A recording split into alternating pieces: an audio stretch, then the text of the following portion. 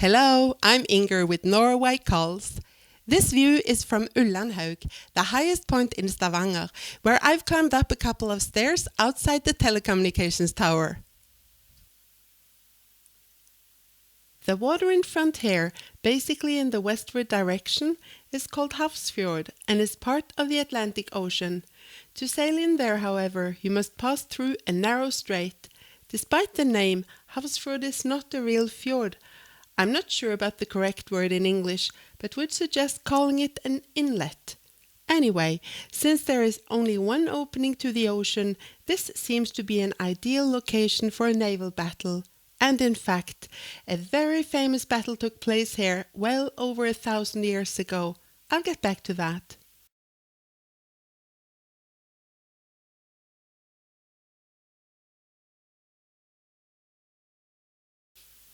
While we are here, I would like to give you an idea of other important sites.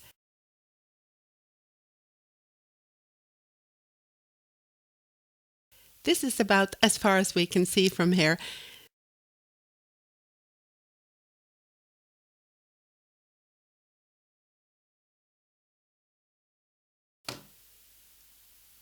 Sandnes is a municipality and city to the south of Stavanger. Sola is a municipality with an important harbour and several petroleum-related activities, and is also home of the Stavanger Airport.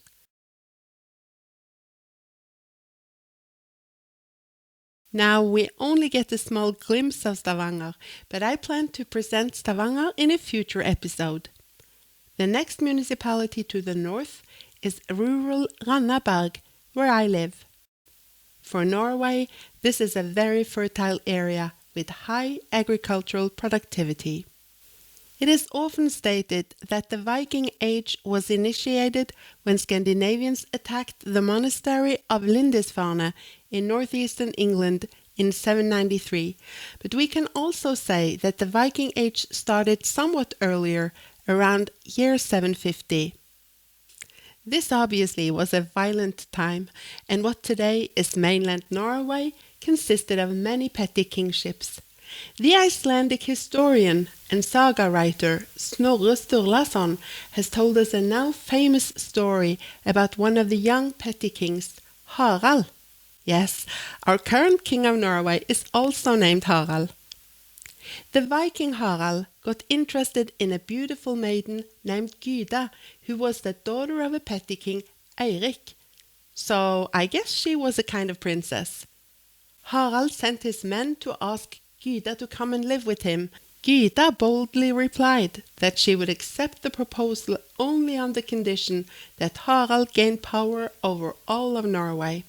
Her reply did not offend Harald. He approved of her idea and vowed that he would neither comb nor cut his hair before he had become king over all of a united Norway. Because he had such a gorgeous hair, he was nicknamed Harald Fairhair. History says that Harald Fairhair fought the final battle to unify Norway into one kingdom here in Hafrsfjord. This probably happened around year 872, and it is a generally accepted fact that Harald Fairhair was the first king of Norway. I must admit, though, that the area Harald Fairhair conquered probably was much smaller than present-day Norway.